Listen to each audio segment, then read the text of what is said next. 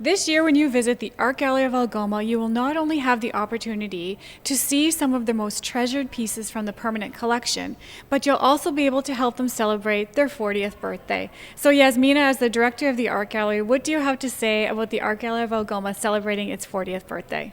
Well, I'm really feeling honored and privileged to be here for that, and I do honor everybody who contributed to the gallery and at the very beginning and throughout the 40 years to actually bring us where we are today.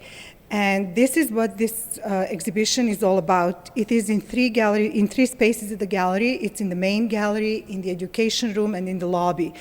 And by featuring our permanent collection, we are really featuring all these achievements, not just that the gallery did, but the community did, because the gallery wouldn't exist without the huge support that it continuously receives from the community. And this is the celebration of the arts in Sault Ste. Marie and Algoma region. So, as I said, I feel very honored to be the one to just facilitate this celebration. Now, your collection is organized. You're starting with a time capsule of the special events on the origins of the art gallery, and also the kind of chronological order of your acquisition of your pieces. And then you also have a separate exhibition with more well-known landscape artists. Can you describe both those collections? Yes, in the main gallery, what we are trying to do is just do a tiny little bit of the actual couple of first few years of the existence of the gallery, and really showing the people and the events that made this gallery possible. So it starts off with the first informal meeting, almost informal meeting of the document that lists the names of people who were involved, and then moving on with hiring the first director, the second director, doing the fundraising to build this building and the opening of the building, which was a big event.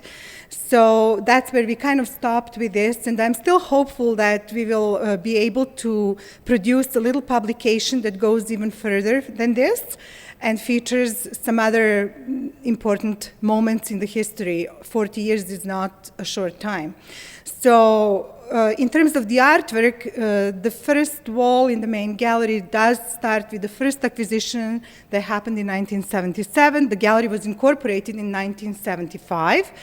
And the first acquisition was in 1977. So the first few years until 1980, I call this the humbling beginnings, because it wasn't, there was some activity, but not huge amount of activity. However, as we moved into the next 3 decades, we really acquired a lot, so the collection is now about 5,000 pieces and some really big names in Canadian art history, as well as the local representation. So I do encourage people to come and see it. The other space, the education gallery, is focused on landscape art, and again, it features the cross-section from our collection, from starting with William Armstrong, which is the 19th century watercolors. They're beautiful, and they depict the area as it looked when he traveled through here.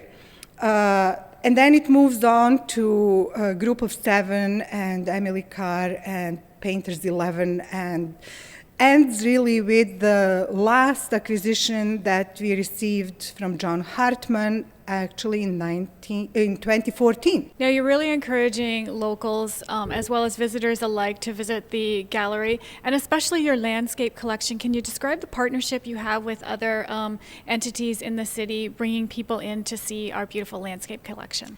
Yes, you're absolutely right. In addition to our local visitors, who should feel that this is their achievement as well, and they should feel that they are honored by displaying what has been achieved. We also have a growing relationship with the tourism sector in the area, so we do have some group visits organized for this summer, and they're focusing on the Group of Seven and landscape art that is tied to our area. So for that reason, the landscape exhibition is going to stay really long up, and we will host tourists and give them tours of our collection, and also people who came, the artists, Canadian artists throughout the art history, throughout the history, who came here and painted, concluding with John Hartman, who was here in 2012. So this summer, celebrate the 40th anniversary of the Art Gallery of Algoma with a visit. For Go Sault Ste. Marie, I'm Ann Gordon-Air.